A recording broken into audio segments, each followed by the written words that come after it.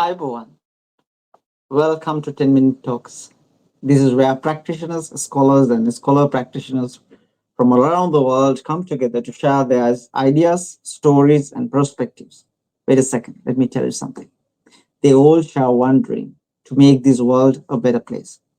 My guest today is David Robert Huttner, an American social scientist, writer, independent philosopher, and the founder of the Peace, Love, and Progress Party based in the United States. Born in Chicago, Illinois, in 1949, during a time when Americans stood tall after World War II. David grew up in a city full of challenges and contradictions.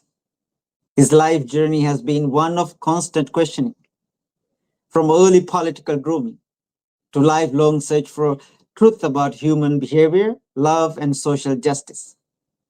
Through his books, essays, and videos, David explores what it really means to build peace, not just as an idea, but as a living philosophy. Today, we will talk about his journey, his ideas, and how peace, love, and progress can still shape the future of humanity. It's such a pleasure to have you with us today, David. Welcome. Welcome to 10 Minute Talks. Let's begin. Okay. Throughout history, from the two world wars, the Cold War, 9/11, even COVID 19, the world has been reshaped again and again. Now, with Asia rising and countries like China and India becoming major global players, do you think we are stepping into new era where power begin shift away from traditional Western dominance? Absolutely. Unequivocally, yes. We're entering a multipolar, anti-imperialist world.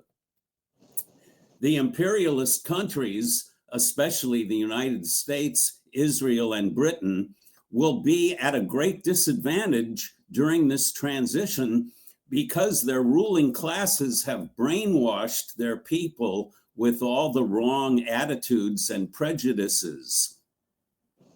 It might interest you to know, Harshadeva, that before BRICS was conceived by another stockbroker working down, published in my major book, Decoding the Deluge and Finding the Path for Civilization, CUNO.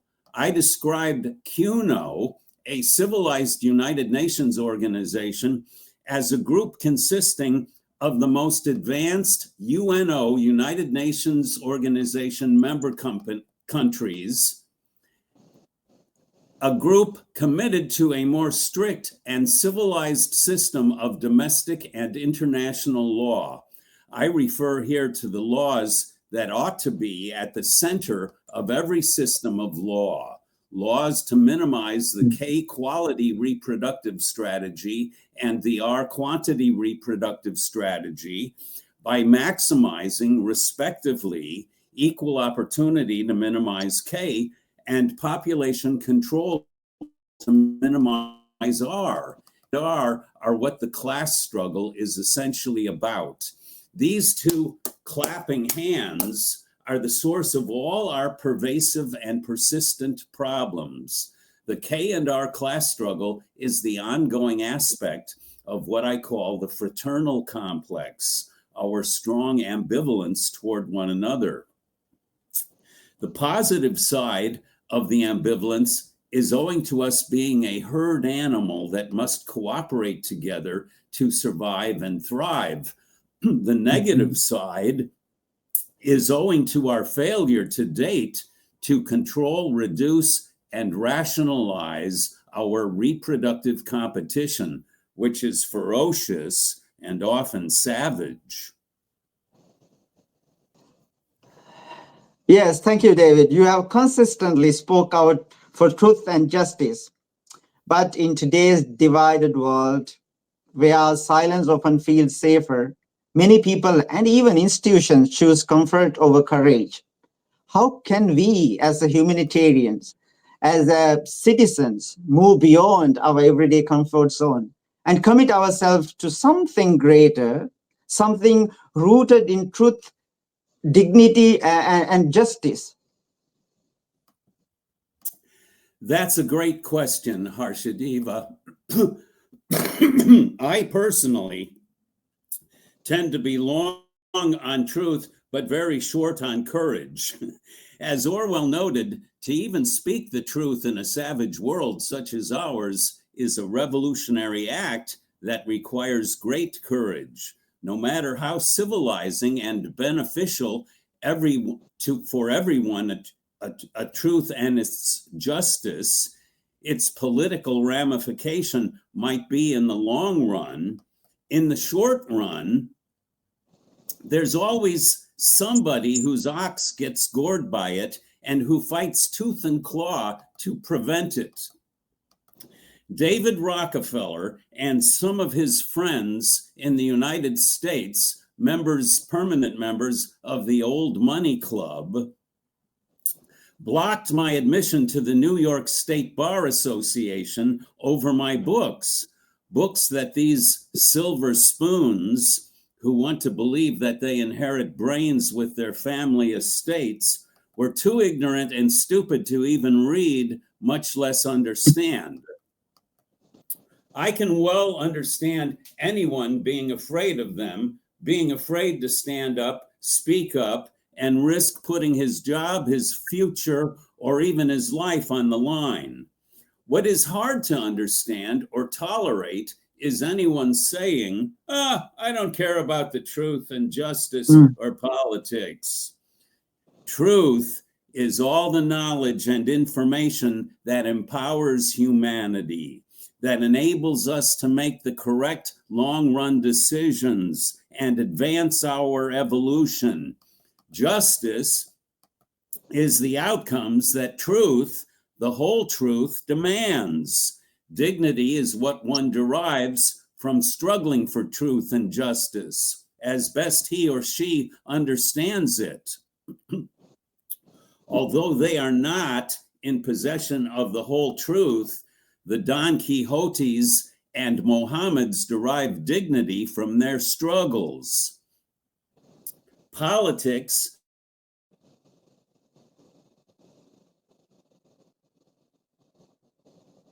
ought to be appliance and not gangster group me. I don't care about politics or truth and justice, then you don't deserve the 46 human chromosomes you've got. You've got to care, not because there is, as Mohammed suggested, a God that requires us to fight for truth and justice, but because we owe it to future generations to do for them what has been done for us. Realize this: like every other animal and plant on this planet, we have evolved over a period of some 4 billion years, but our ancestors were very special. At every stage of our evolution, they struggled successfully to develop the abilities that solved specific challenges to their survival. Those struggles resulted in improvements in their body, their phenotype, by a mechanism that we are just beginning to understand, a mechanism involving microDNA. That mechanism translated the phenotype changes into their genes. Evolution is not a process involving only chance mutation and natural selection. There is a Lamarckian struggle aspect to it. We each have an ironclad, unshirkable duty to do for future generations what has been done for us. We must struggle to improve ourselves and our world, and truth and justice are at the center of that struggle. If you say to me, I don't care about truth, justice, and politics, then you don't deserve the 46 human chromosomes you've got. You should be a dog or one of the lower animals. Thank you, David. Thank you very much. So let me ask you slightly different questions.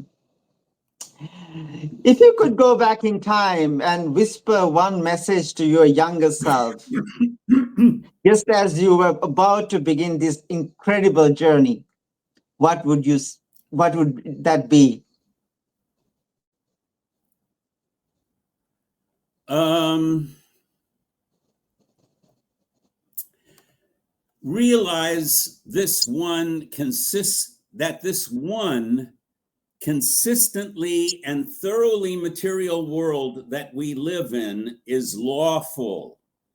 In both the natural and the social world, there are no accidents. Things come into being, they develop, and they dissolve according to their own laws, which we must learn to discern. Don't be deceived by the Orwellian big brothers, homophobic, loveless, and angry latent homosexual scoundrels.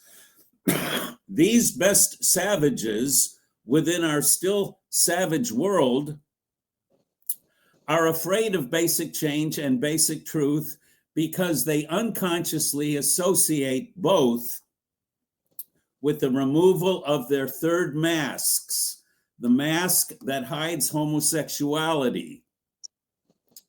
Don't be misled by any of their lies, half-truths, and wishful thinking, that these things that ingratiate them with idiots. Learn to cling to the truth, regardless of how uncomfortable and ugly it may be.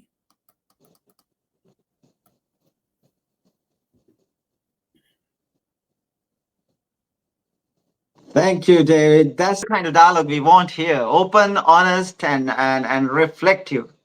Thank you. Thank you, sir. Thank you. It's been a Thank you for pleasure speaking with you.